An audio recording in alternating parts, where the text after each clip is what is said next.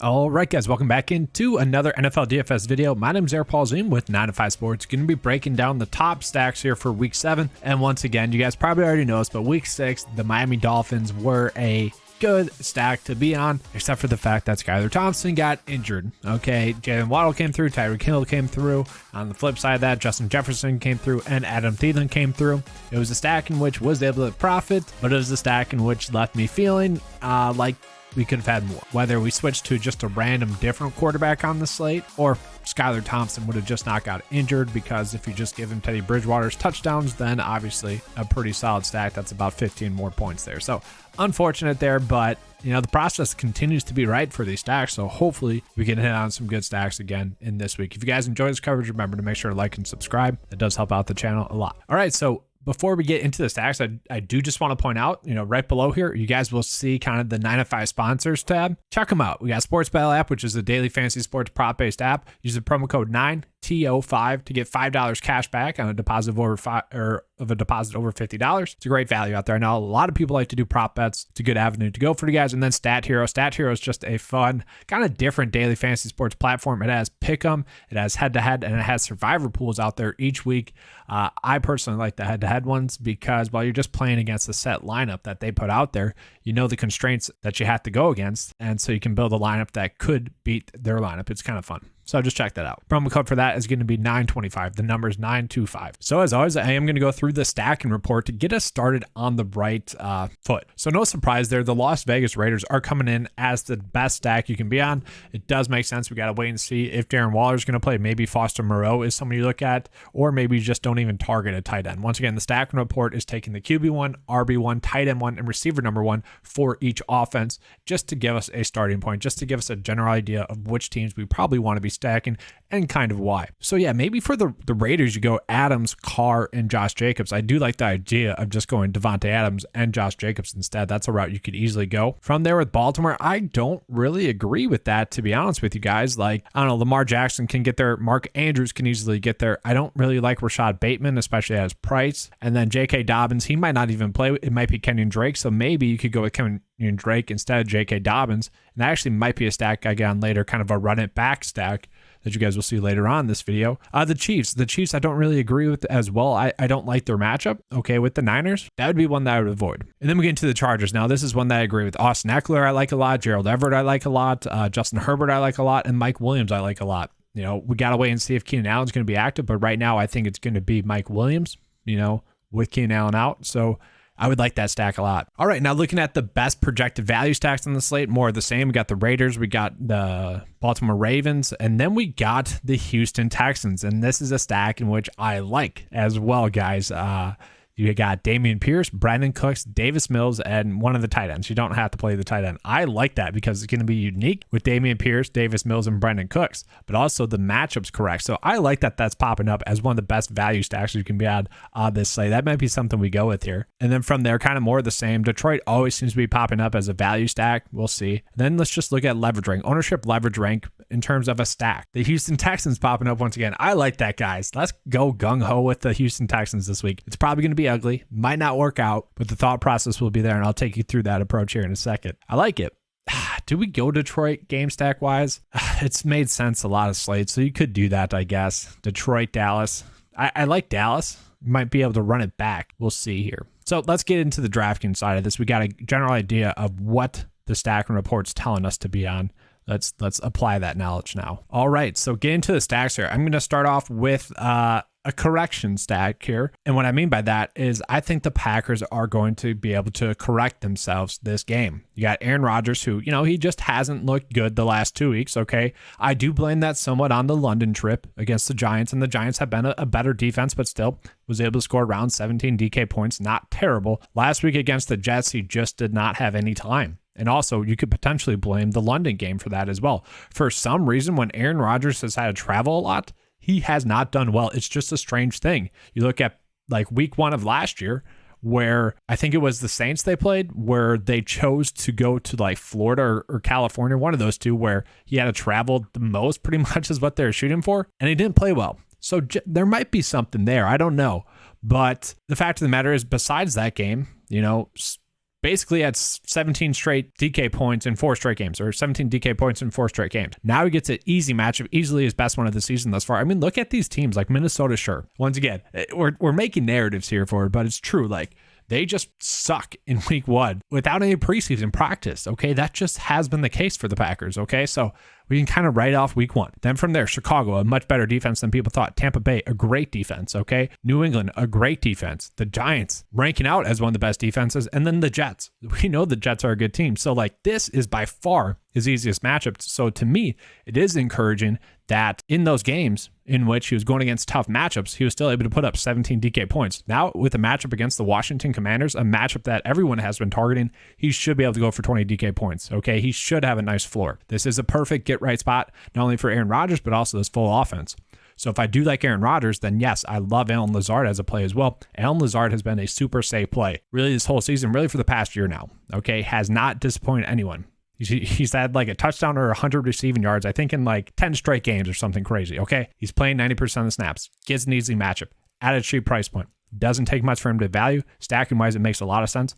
And then we have one issue here because I love Romeo Doubs stacking-wise. Okay, I do. But there's potential that Sammy Watkins could play as well, guys. Okay, and we did see Sammy Watkins kind of be the receiver number 1, I guess, for a while there while Lazard was out and while Doubs was getting acclimated to the offense. I will say, like, if Sammy Watkins is active, he is a little bit appealing at the minimum price. Okay, that would be an interesting play, but I do think it's going to be Romeo Doubs at 5K. Another one of those players that's been playing about 90% of the snaps. He's someone that the targets have been there most of the games, 8, 5, and 9. We'll take that. Over the last 4 weeks, that is very solid. So Romeo Doubs, Allen Lazard, and Aaron Rodgers just make too much sense. They're going to be a lower owned stack because people probably are going to shy away from them. But when you look at the reasons I laid out, this is the perfect spot. Okay, it really is. They should go off in this game. And then I do really like the idea of running it back with Brian Robinson. Now, there are reports coming out saying that Coach Ron Rivera wants to get Antonio Gibson more carries, which, dude, come on. Like, what are you doing there? You can't have a guy come in and start in his second NFL game after getting shot in the leg twice, getting 17 carries, playing in 45% of the snaps, and come out and say that. Like, that just makes you look like a bad coach. It just does. Like, that gets me so mad. Like, I hate when coaches do stupid stuff like that, like calling out his quarterback that he brought in. Like, that's just stupid. It doesn't make any sense. And like Taylor Heineke, who's going to be the starting quarterback for the Commanders, is a decent backup. Heck, this year, a starting quarterback in the league. Just, he's making me mad, guys. I didn't realize that until I just started talking about it, but like, oh gosh, gets me fired up. Anyways, Brian Robinson, I do expect him to start, okay? And he did get 17 carries last week. He was able to score a touchdown. The Packers were just beat up by Breece Hall, and Michael Carter, looked good as well. I mean, they are both talented backs, so it's not too surprising. They love Brian Robinson here, the Washington Commanders do. And I think the 45% of the snaps they saw last week is only going to increase this week. I think Ron Rivera is kind of lying about getting Gibson more involved. So at 5.5, especially in a run it back sense, it does make sense to be on Brian Robinson. The only issue with that, I will say, is like if we're doing Rodgers, Lazard, and Doubs, you probably would just want to play J.D. McKissick instead at 4.4. The pass catching back, who did still see 3 targets last week. And maybe you just don't even need to run it back with anyone. Or maybe you do run it back with Turner instead because Logan Thomas already ruled out. John Bates probably going to be out. So maybe go with the tight end Cole Turner in a way to like run it back. He's someone that should still see the field even in a blowout because he's a young rookie tight end. Played 70% of the snaps last week for the Commanders. Saw 2 targets, scored 4.4 or 4.3 DK points. Like, he could be someone you look at. All right, I apologize for that rant. That game took a little bit long to cover there. I truly apologize there. Looking at the Seahawks versus the Chargers, now this is one that I like as well, especially if Keenan Allen is ruled out. That's a big if. It does seem like he could be back this week, but it also doesn't make sense for him to be back this week with the Chargers having to bye next week. So if he sits, I actually like the stacking route a lot more because then you just go Justin Herbert. Justin Herbert, I like as a quarterback play. Last week, he threw the ball 57 times. On average, he's throwing the ball over 40 times. This is going to be one of his best, if not his best matchup of the year thus far. You could probably say the Kansas City Chiefs were, but then the Seattle Seahawks, they are going to be a matchup in which you want to target. And then you got Austin Eckler, who with Keenan Allen out, I still think we're going to see him get targeted heavily. We're not going to see 16 targets again. We're not going to see 10 receptions again, but maybe we can see 7 to 10 targets and like 5 receptions, 6 receptions. That is definitely within the realm of possibilities. 8.3 is a lot to pay up for him, but for stacking purposes, I like it a lot. And then Mike Williams as well. Mike Williams with Keenan Allen out has been targeted a ton. Okay, last week against Denver, didn't really expect much. Okay, Tough defense this week against Seattle. Still like a respectable defense. I do like Mike Williams to get targeted heavily. The problem with Mike Williams is that he is priced up. So you do have to think about it a little bit. But obviously, if we're running out of game stack, especially with Justin Herbert, then yes. Eckler, Mike Williams, Justin Herbert, kind of a unique stack with going running back, quarterback, and receiver. It's a stack that I like. And actually, you could easily run it back with Kenneth Walker, who, guys, Kenneth Walker looked so good on film last week. Okay. It's like one of those things where you could see slight glimpses of it, like why people were hyped about him prior to last week, but it just wasn't there on film. And then last week, he just laid it all out. And that's part of like being a rookie, I guess. It's that sometimes it just takes the opportunity. And he took advantage of that opportunity. Looked so good, guys. I can't understate that enough. Like, he looks so good. So Kenneth Walker in this game against the Chargers, a team in which you've been wanting to target as well via the rushing game. Kenneth Walker getting 75% of the snaps, I guess 69% of the snaps. I think he'll get like 75% of the snaps in this week. Had over 20 opportunities last week, had 24 opportunities, scored 19 DK points. Like, he is someone that I like a lot as a run it back play. And then DK Metcalf you could go with in like a run it back sense as well. Obviously going to get targeted a decent amount. Almost had a touchdown last week. Him and Geno Smith just kind of missed on a touchdown. So easily could have been a better game for him. I will say if Tyler Lockett is ruled out, didn't participate in practice on Thursday, Marquise Goodwin would be a pretty elite value play. He's played about 40% of the snaps the last 3 weeks. Okay, he's kind of looked all right, looked like what you'd expect from Marquise Goodwin at this point of his career, but he could step into a more prominent role. If Tyler Lockett's ruled out, another cheap like run it back option, especially if you're trying to game stack. And this game is projected to be 50 points over and under, the highest projected scoring slate or game on the slate. Now, I don't really agree with that. I'd probably bet the under, but once again, if you're doing stacks, obviously you kind of want to agree with Vegas. So it'd be a stack in which I could see definitely happening. And this is what I'd just look at, kind of going with all those players. Easy to still make, some other builds work. Cheap tight end, cheap defense, and an okay flag. All right, get into Houston real quick. I don't think I need to touch on this one too much. You got Josh Jacobs just starting off. Josh Jacobs against Houston, the worst rush defense. Josh Jacobs, a guy that scored 30 DK points, over 30 DK points each of the last 2 weeks. Over 25 opportunities each of the last 2 weeks. Yeah, you just want to play him. 6.5 cheap price point. Just play him. And then for the Texans, Davis Mills in a great matchup going against the Las Vegas Raiders. I think he has a good chance to be able to 5x, possibly even 4x at this price point. They have had some tough matchups. Indy, Denver, Chicago. The Chargers have been a decent defense, and then Jacksonville, kind of hit or miss as a defense, but all respectable defenses. Now this week against the Raiders, easily his best matchup of the year thus far. He is someone that could go off, and it wouldn't be shocking at all. And thus, I do like Brandon Cooks as well. The volume has been there for him. They've just been a little bit off. This is a perfect get-right spot for Brandon Cooks for sure. He'd be someone that I like as well. Like, honestly, guys, a nice little buy low candidate in season-long leagues if you want to go out and trade for him. You could go Nico Collins if you want as well. You could go Devontae Adams. I do like Dameon Pierce as well. Once again, like the quarterback, running back, receiver is a strange stack that I like this week. The spots are just there.